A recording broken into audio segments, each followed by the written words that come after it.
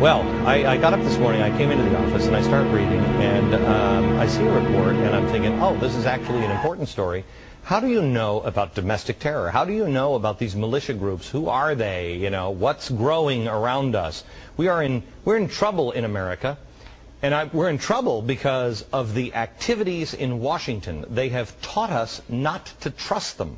The Democrats have taught us not to trust the Republicans, and the Republicans have taught us not to trust the Democrats, and so we didn't. And then we realized, oh my gosh, they're both lying to us. They don't actually stand for a single principle. And so now what happens? Well, listen up. Here's who's growing. A government has done a study now to help authorities identify domestic terrorists. See if any of these potential warning signs seem familiar.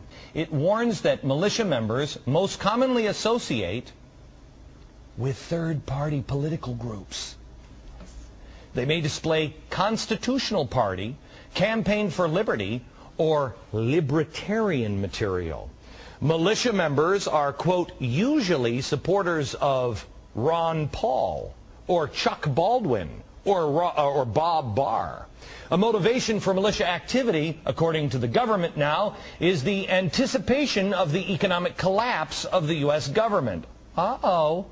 And the report continues that militia members may have cartoons and bumper stickers.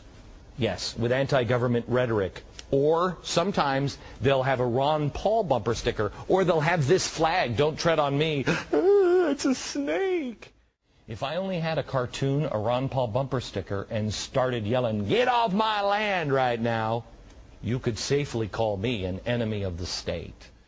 Here is libertarian, comedian, and enemy of the state, Penn Jillette. Hello, Penn. Well, I was taught that being an enemy of the state was part of being an American. I mean, if you wanted to read George Washington, he has more fear of government than any of the libertarian nuts we have George, going now. you read I just don't know. Penn, when was the last time you read Common Sense by Thomas Paine? It's been a few years now, but it's an important book. Read it again. You know, I just read it directly. I read it again over the Christmas holiday because I'm rewriting it, and when I read it, it needs some rewrites, Glenn, from you. Yeah, no, I know. No, I'm just making it in today's world. I'm just putting the issues of today in it. And as I read it, and I thought, my gosh, you write something like this today, you're immediately arrested. You're writing a manifesto. No, I'm pointing out the problems in our society today.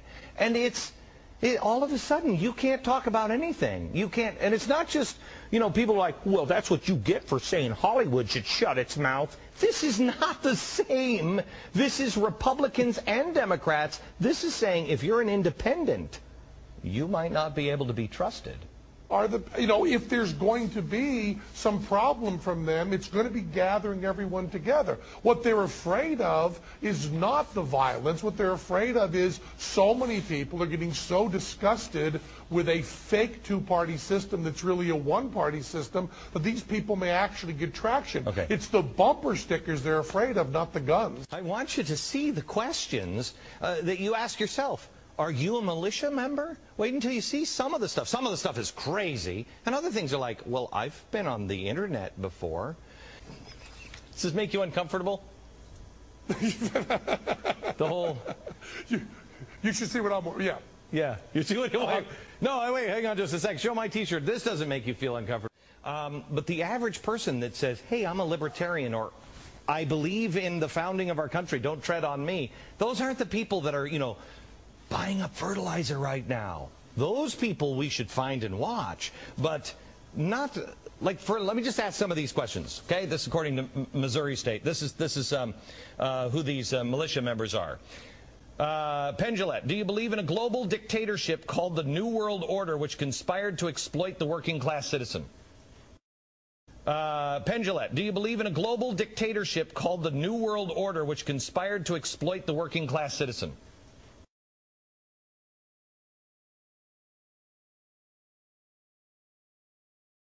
A new world order. New world order. A new world order. a new world order. Of a new world order? And that is a new world order. A new world order, new world order. But what does the new world order mean in this new world order? It is a new world order. It's a new world order they're trying to create. That we needed a new world order. The necessity for a new world order. There's a need for a new world order. New world order. This battle to build the new world order of the 21st century. For the new world order under President George Bush. Give them a stake in creating the kind of world order that I think all of us would like. In an era of globalization, in this new world, the ultimate goal that these people have in mind is the goal to create a one world government. There is a global meltdown coming. It is a global depression, and one world currency and one world financial system is the end game. I think Kirsten had it exactly right. I think there's a bunch of wrong-footed moves by Hank Paulson and the Illuminati of the country, if you will. China said last week they want one global currency. France said yesterday or the day before that they want one world order, a new world order, at the end of this event. Is there a plan for a new world order, a one world government, and how do we stop it? Well, I think even our first President Bush said that the new world order was in tune, and that's what they were working for. The UN is part of that government. They're working right now very significantly for a North American Union. That's why there's a lot of people in Washington that don't care too much about our borders. I do not believe in a planned conspiracy, no. Okay. So I'm safe there. Do you believe there are United Nations troops already operating in the United States in support of the New World Order? I think no. You hesitated on that one? Okay. I want to think carefully. This could be in jail for me. I know. I just want to try this one. Do you believe Jews control the monetary system and the media?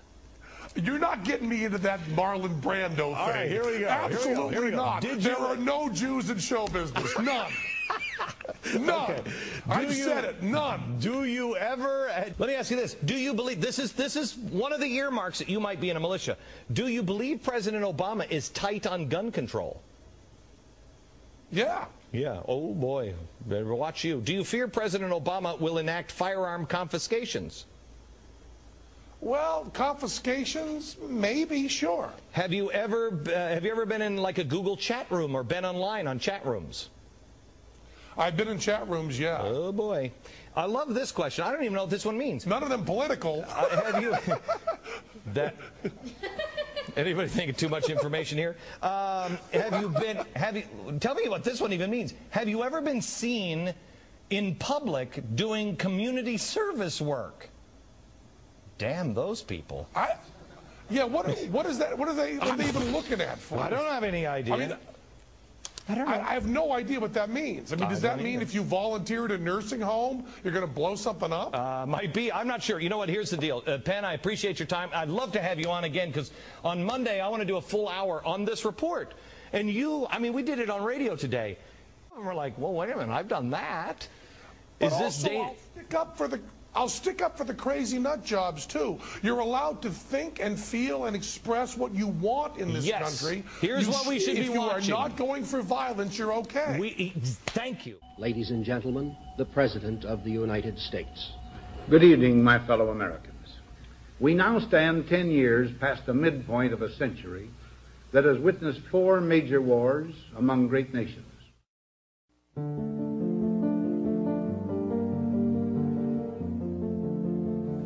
Until the latest of our world conflicts, the United States had no armaments industry.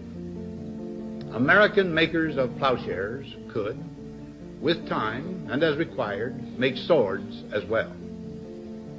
But we can no longer risk emergency improvisation of national defense. We have been compelled to create a permanent armaments industry of vast proportions. Added to this, now this conjunction of an immense military establishment and a large arms industry is new in the American experience. The total influence, economic, political, even spiritual, is felt in every city, every state house, every office of the federal government. yet we must not fail to comprehend its grave implications. So is the very structure of our society. In the councils of government, we must guard against the acquisition of unwarranted influence, whether sought or unsought, by the military-industrial complex. The potential for the disastrous rise of misplaced power exists and will persist.